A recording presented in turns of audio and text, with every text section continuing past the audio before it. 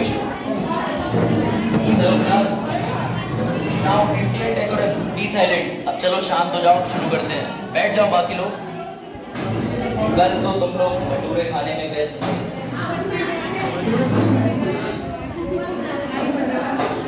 बैठ जाओ बैठ जाओ, लड़कों वाले वो में बैठ जाओ, जगह नहीं है, कोई इशू। बैठ नहीं बैठ नहीं,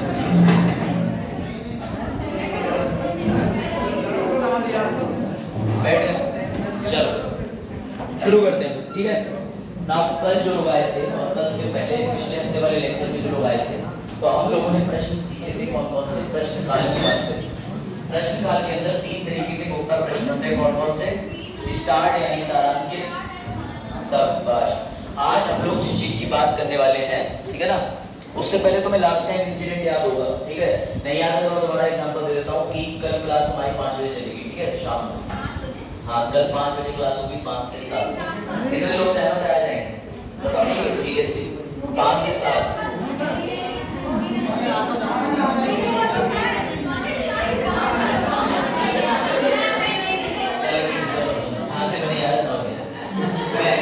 अभी अभी एक प्रस्ताव मूव किया, आज यही पढ़ने जा रहे हैं। आज का टॉपिक रहेगा रिजोल्यूशन, प्रस्ताव। प्रस्ताव का मतलब ये होता है कि राज्यसभा लोकसभा में प्रस्ताव ऐसे ही पारित होते हैं। मंत्री जी जो है, मंत्री जी कोई एक प्रस्ताव पास करेंगे कि हम पूरे भारत में, बैठ जाओ, पूरे भारत में जीएसटी लागू करना चाहते हैं, तो उस पर ऐसी डिबेट होती है, डिस्कशन होता है, वोटिंग।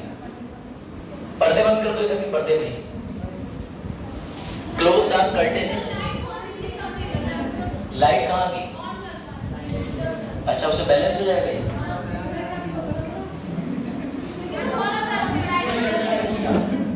खोलिए लाइट। नहीं,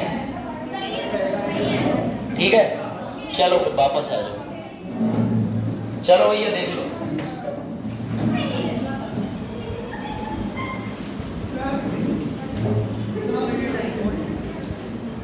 क्या हुआ? अब क्या हुआ? शुरू करें? वापस आ जाओ। कल के भटूरे आज भी याद कर रहे हो? एक ही दिन का था कार्यक्रम, ठीक है? आज भी तुम्हारी महक फिजाओं में है। चलो भाई देखो, गोल्ड टाइम में भैया, गोल्ड टाइम में प्रश्न चिन्ह लगा, आगे बढ़ रहे हैं। प्रिंस जी आगे बढ़ रहे हैं। एक संप्रभु एक प्रिंस, दो ही खतरनाक है। संप्रभु कहते हैं इंटरनल एक्सटर्नल कंट्रोल हमारा है, और प्रिंस अपने रियासत से उभर नहीं पाए। चलो देखो ध्यान से प्रश्न। मेरा सवाल यह है कि अगर तुमसे क्वेश्चन पूछा जाए कि संसद के अंदर प्रश्न काल होता ही क्यों है, प्रश्न काल होता ही क्यों है, तो तुम्हारा जवाब क्या होगा? क्या लगता है मुझे कि जो क्वेश्चन आवर है वो है ही क्यों? तो इसका सीधा जवाब ये होगा, ये 4 सिद्धांत याद कर लो। अगर तुम कोई एग्जाम या इंटरव्यू दोगे तो ये 4 सिद्धांत आएंगे। इसको फिट करते हैं कैसे? मंत्री जी से संसद के अंदर लोकसभा राज्यसभा में सवाल पूछे जाते हैं। क्यों? क्योंकि मंत्री जी कार्यपालिका है और जो सवाल पूछ रहे हैं वो विधायिका है, और नियम है कि कार्यपालिका किसके प्रति उत्तरदायी होगी? अगला रूल है जवाबदेही का। अगर हम मंत्रियों को खुलेआम पावर दे दें कि जाओ जैसा बिल बनाना है पारित करो, जो करना है करो, तो याद रखना मंत्री जी अपनी मर्जी से कोई भी बिल ले आएंगे। आप विद्युत बंद करो योजना, अब पता चला बच्चों के लिए बढ़िया बढ़िया क्वालिटी टीचर आ रहे हैं, तो बच्चे जा रहे हैं, क्लासें चलती रहे, अब सरकार की तानाशाही ना ला पाए, तो इसलिए जब सरकार ऐसा कोई भी कदम उठाएगी तो उससे विपक्ष सवाल पूछेगा, इसलिए सवाल पूछना जरूरी है। अगला है doctrine of check and balance. जैसे मैं एक बिल लाना चाहता हूँ, उस बिल के तहत मैं केरला में रिजर्वेशन यानी आरक्षण 90% करना चाहता हूँ, तो भैया तुरंत ही ये गलत है। क्यों? क्योंकि संविधान में बाबा साहेब ने कहा है कि 50% से ज्यादा आरक्षण हो नहीं सकता। तो जब मंत्री जी बिल लेके आएंगे और पढ़ेंगे सबके सामने, तो बाकी ऑपोजिशन उनको पूछेगी, कहेगी ये आप कैसे कर सकते हो, ये तो गलत है, तो उसे कहते हैं जांच एवं नियंत्रण का सिद्धांत। और दूसरी बात, हमारे यहाँ कोई भी नियम बनता है तो लोकतांत्रिक तरीके से बनता है, और लोकतांत्रिक तरीके का मतलब है जिसमें सभी लोगों के हित में विचार किया जाए। कहाँ लिखा हुआ है कि हमारा भारत लोकतांत्रिक गणराज्य है? किस चीज में लिखा हुआ है? ये लिखा है प्रस्तावना में। हमारी प्रस्तावना भी कहती है कि भारत लोकतांत्रिक गणराज्य है। बेटा ये 4 अगर यूपीएससी ने डाल दिए कि क्वेश्चन में, तो ये एमसीक्यू बन जाएगा यूपीएससी 2024 का।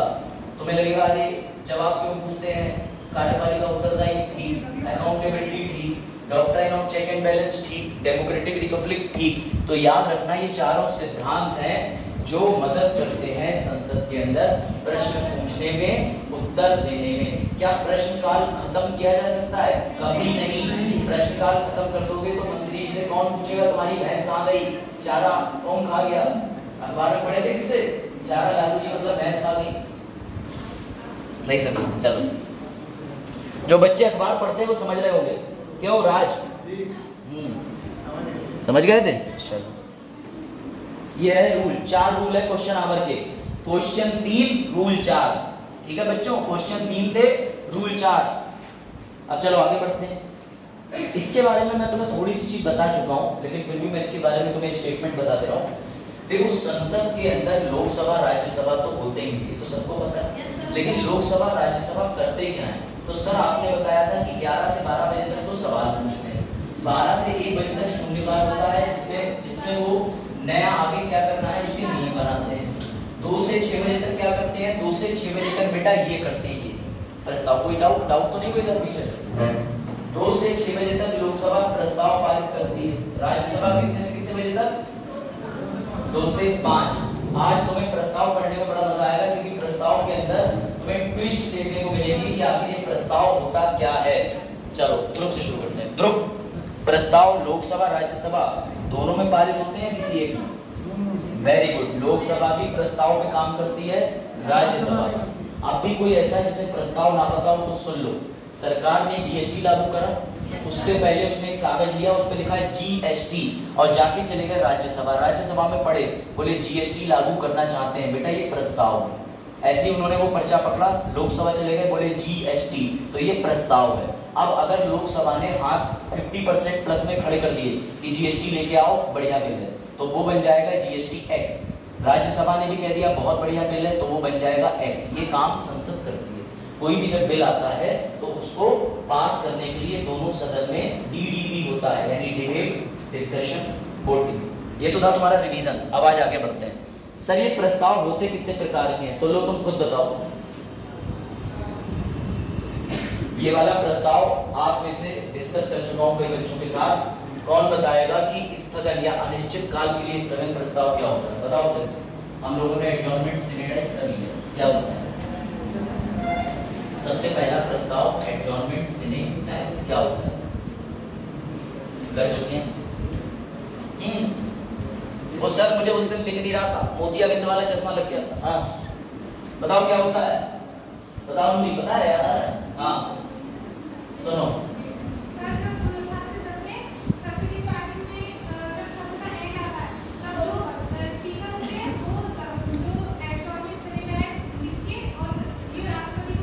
वेरी गुड, क्लैप करो पूरी के लिए। अब जोड़ दे आंखों पैरों जोड़ दे। कम से कम एक तो बेचारी बच्ची पढ़ रही।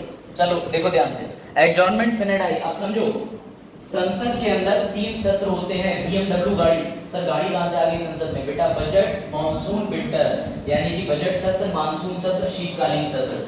जब भी ये सत्र शुरू होते हैं और ये सत्र खत्म होते हैं, तो खत्म होने के आखिरी दिन हमारे लोकसभा के अंदर स्पीकर, राज्यसभा के अंदर कौन सभापति, जिसे चेयरमैन कहते हैं, वो एक नोटिस बनाते हैं, नोटिस कि आज से हम सब छुट्टियों पे जा रहे हैं। उसी छुट्टी पे जाने वाले नोटिस को कहते हैं एडजॉर्नमेंट सिने डाई। इस पे साइन कौन करता है? साइन राष्ट्रपति, क्योंकि सत्र शुरू किसने करा था? ये समझ गए? ये वाला मोशन हम पहले डिस्कस कर चुके हैं, लेकिन एक खतरनाक मोशन आ रहा है। इन दोनों मोशन के अलावा पहले ये वाला पढ़ो, शुक्रिया वाला मोशन। ये कौन बताएगा? ये भी मैं तुम्हें बता चुका हूं कि मोशन ऑफ वोट यानी धन्यवाद प्रस्ताव क्या होता है? बताओ राजीव, क्या होता है? क्या होता है धन्यवाद प्रस्ताव? नहीं पता? चलो ये वाला गेट बंद करो, पहले तुम्हें कुछ बढ़िया इंटरेस्टिंग दिखाता हूँ आज। वो बंद कर दीजिए गेट, ठीक है?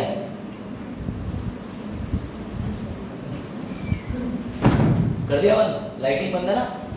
सबसे पहले तो मैं तुम्हें पार्लियामेंट दिखाता हूं नई वाली एरोडायनेमिक तरीके से। लो देखो, एंजॉय करो। स्पीकर नहीं है तो आवाज नहीं आएगी, बट एंजॉय 2 मिनट की वीडियो।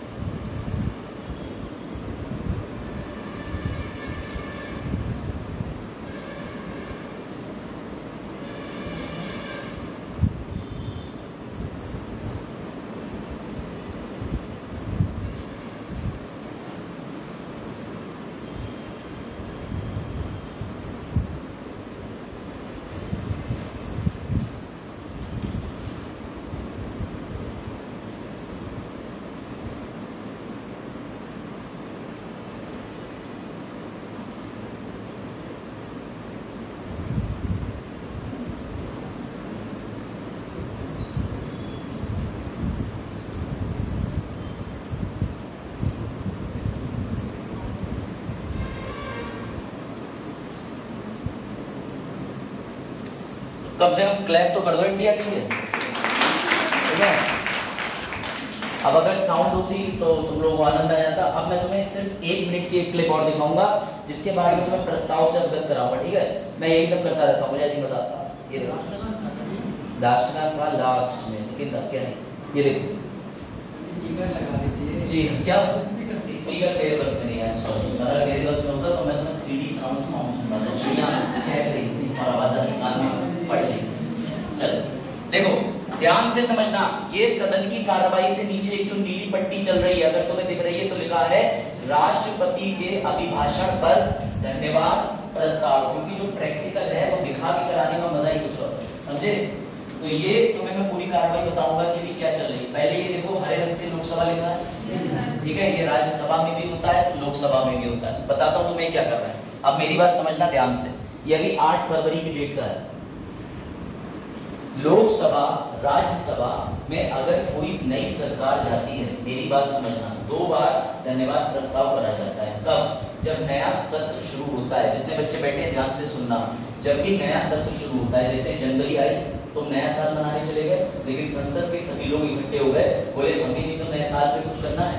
तो राष्ट्रपति जी, ये रही लोकसभा, ये रही राज्यसभा, दोनों को सेंट्रल पार्लियामेंट की बिल्डिंग में एक साथ बिठाएंगे और बिठाने के साथ संयुक्त जॉइंटली एक बैठक करेंगे और उस बैठक में संबोधित करेंगे कि हमारे भारत के अंदर इस साल सरकार की नीति और उद्देश्य क्या रहेंगे। कोई डाउट? अब जैसे ही राष्ट्रपति जी ने, ध्यान से सुनना, ये भाषण दिया, उनके भाषण देने के बाद राष्ट्रपति अपनी BMW में बैठे चले गए। लोकसभा के अंदर इस समय वर्तमान में अध्यक्ष कौन है? रिस्पेक्टेड ओम बिरला। ऐसे हमारे राज्यसभा के अंदर भी चेयरमैन है। अब ओम बिरला साहब कुछ नहीं कर रहे हैं, वो अपनी ड्यूटी निभा रहे हैं। क्या ड्यूटी निभा रहे हैं? ओम बिरला साहब कह रहे हैं कि मैं ये जानना चाहता हूं कितने लोग वर्तमान सरकार को लोकसभा के अंदर, ऐसी राज्यसभा का व्यक्ति कह रहा होगा, कितने लोग वर्तमान समय में राज्यसभा के अंदर सरकार को धन्यवाद कहना चाहते हैं। ये वही चल रहा है। रवि तुम्हें एक इंटरेस्टिंग चीज और बताऊं, ये वही कर रहे हैं। अब स्पीकर नहीं है, मतलब डांट भी देते हैं, बैठो तुम, बैठ जाओ, कल नहीं आए थे, समझ में कम आएगा, ठीक है, भटूरे खाए तुमने, खाए कैसे? उसके बाद हवाओं में फिजाएं तो ऐसी बहाई पूछो। चलो ठीक है, तो देखो लोकसभा के अंदर हमारे चेयरमैन साहब सभी को संबोधित कर रहे हैं ना, ये यही सब करते रहेंगे। उसके बाद फाइनली अब ध्यान से सुनना, जैसे इन्होंने कहा लोकसभा के अंदर अपना भाषण देके हमारे राष्ट्रपति जी चले गए। स्पीकर साहब ने लोकसभा के अंदर कहा कितने लोग इस समय वर्तमान बीजेपी सरकार के समर्थक हैं, हाथ खड़ा करें। यहाँ टर्न आ रहा है, टर्न, बच्चों ध्यान से सुनना, लड़कियां इधर आगे वाली। ऐसे राज्यसभा के अंदर मंत्री जी ने कहा, ये चेयरपर्सन ने कहा कि कितने लोग बीजेपी के समर्थक हैं, हाँ बोले, धन्यवाद बोले। अगर ज्यादा लोगों ने लोकसभा में धन्यवाद नहीं बोला तो क्या इससे सरकार गिर सकती है कि नहीं? कभी नहीं गिरती। लेकिन ये सरकार गिराने के लिए सीधा निशाना है। कैसे? मेरी बात समझना। जैसे ही धन्यवाद प्रस्ताव में बता रहा हूं, जैसे ही धन्यवाद प्रस्ताव में ये पता चला कि बीजेपी के इस काम से ज्यादा लोग खुश नहीं है, हाथ नीचे थे, तुरंत ही ऑपोजिशन के ऑनरेबल राहुल गांधी जी भाग के गए खिड़की पे से और एक बिल ले लिया और तुरंत ही मूव कर दिया अविश्वास प्रस्ताव। क्यों? क्योंकि धन्यवाद प्रस्ताव से सरकार नहीं गिरती, लेकिन राहुल गांधी जी को एक संकेत मिल गया कि अच्छा, बीजेपी के काम से ज्यादातर लोग खुश नहीं है और अगर मैं अविश्वास प्रस्ताव का बिल लेके आया तो हो सकता है सरकार गिराने में मेरा साथ दे दें। ये चीज कंडीशन है, दिस इज रूल। समझ में आई बात कि नहीं? ऐसी राज्यसभा समझो, फिर बता दे रहा हूं, ऐसी राज्यसभा के अंदर जब धन्यवाद प्रस्ताव की बात होगी तो जिसकी सरकार है ज्यादातर लोग हाँ करेंगे, AYES। अगर ज्यादातर वोट नो को पड़ गए तो राहुल गांधी जी छोड़ो, राज्यसभा के अंदर जो दूसरे विपक्ष के हैं वो भाग के जाएंगे, वो भी पर्चा लेंगे और कहेंगे कि मुझे ये संकेत मिला कि राज्यसभा के अंदर भी वर्तमान पार्टी से ज्यादा लोग खुश नहीं है, अब मैं सरकार गिराने वाला बिल लेके आऊंगा जिसे कहते हैं अविश्वास प्रस्ताव। समझे? तो ये सवाल बनता है कि धन्यवाद प्रस्ताव से सरकार गिर सकती है? बेटा अभी नहीं। धन्यवाद प्रस्ताव अनौपचारिक तरीका होता है जो संकेत करता है कि सरकार के काम से विपक्ष खुश नहीं। रूल समझे? रूल समझे कि नहीं? करण और रेहान, अभी फिर से पूछता हूं तुमसे, इसीलिए मैंने एक चीज लिखी है बेटा, ये देखो अनौपचारिक, जो ये धन्यवाद है कैसा है, और जो तुम्हारा नो कॉन्फिडेंस मोशन जिसे अविश्वास प्रस्ताव कहते हैं ये कैसा है, फॉर्मल। अगर अविश्वास प्रस्ताव पारित हो गया तो सरकार गिर जाएगी। अविश्वास प्रस्ताव कोई बड़ी चीज नहीं है, कागज दिया, स्पीकर महोदय को दिया, स्पीकर कहेंगे कि कितने लोग सहमत हैं, तो जब भी अनौपचारिक तरीके से जो बिल मूव होगा उसे धन्यवाद कहेंगे, तो समझ गए। औपचारिक वाला कहेंगे हम क्या कहेंगे, नो कॉन्फिडेंस, अविश्वास। उसके अंदर क्या होता है मैं कंडीशन बताता हूँ, पहले इन दोनों को देख लो, फिर मैं तुम्हें नो कॉन्फिडेंस मोशन समझाऊंगा, एक न्यूज दिखाऊंगा। ये टेक्निकल है, दिमाग के ऊपर से जाएगा, लेकिन दिमाग को संभालो। ये वाला तो मैंने तुम्हें दिखाई दिया था कि स्पीकर साहब सत्र खत्म होते ही एडजॉर्नमेंट सिनेट आया कर देंगे। अब तुम इस पे आ जाओ। राष्ट्रपति जी के एड्रेस के बाद धन्यवाद प्रस्ताव मूव होता है, ये भी मैंने तुम्हें बता दिया। लोकसभा में अलग मूव होता है, राज्यसभा में अलग। क्या उससे सरकार गिरती है धन्यवाद प्रस्ताव से? कभी नहीं गिरती। धन्यवाद प्रस्ताव से रेहान सरकार गिर सकती है? कभी नहीं गिर सकती, कभी नहीं, कभी नहीं। ठीक है, अब समझो, इस पे आ जाओ।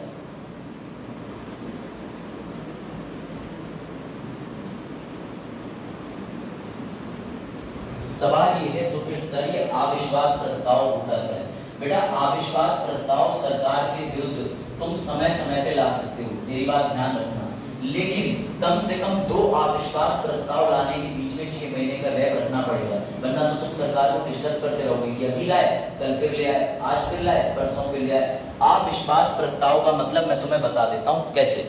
आप अपनी सहेली, ये पड़ोसी आपकी सहेली, ले लेते हैं एग्जाम्पल ले लें, आप इनके घर गई, बोले आंटी आपकी बेटी बिल्कुल पढ़ाई नहीं करती। अगर इनके घर में 10 लोग रहते थे, 6 ने ये बात पे हाँ कर दी कि हाँ ये बिल्कुल पढ़ाई नहीं करती, तो इनका प्रस्ताव पारित हो गया, इनके घर की सरकार मिल जाएगी, अब वो किसी और बच्चे को IAS की तैयारी कराएंगे, सीधी बात। अब अगर ये गई, इन्होंने फिर से बिल मूव करा कि आपकी बच्ची बिल्कुल पढ़ाई नहीं करती, आपकी बात 10 के 10 घर वाले बोले बहुत पढ़ती है, तुम चली जाओ, तुम्हारी जब से दोस्ती होने की बात हुई तब से कम पढ़ना शुरू कर दिया, तो भैया सरकार बनी रहेगी, IAS की तैयारी करती रहेगी। अब समझो प्रैक्टिकल, बीजेपी सरकार अभी वर्तमान में, जैसे बीजेपी कोई बिल लेके आए दिल्ली सर्विसेज के लिए या कुछ भी, तो क्या होगा कि विपक्ष भाग के जाएगा और विपक्ष कह रहा है ये जो बिल लेके आए हैं इससे देश को खतरा है, तो हमारे स्पीकर महोदय कहेंगे ऐसे ही बिल लाने की अनुमति नहीं है, पहले 50 लोगों की स्वीकृति करवाओ।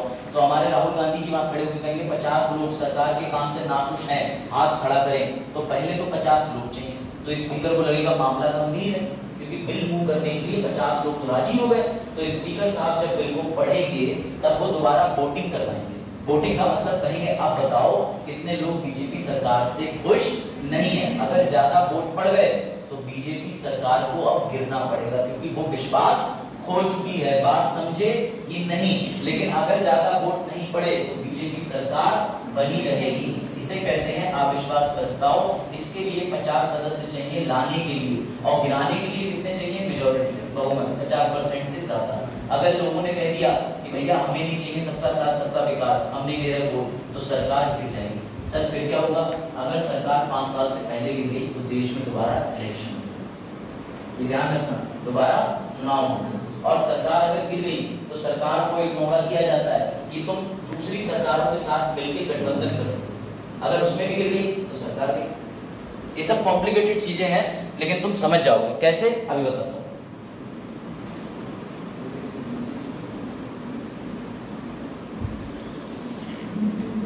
बंद कर दो इसे।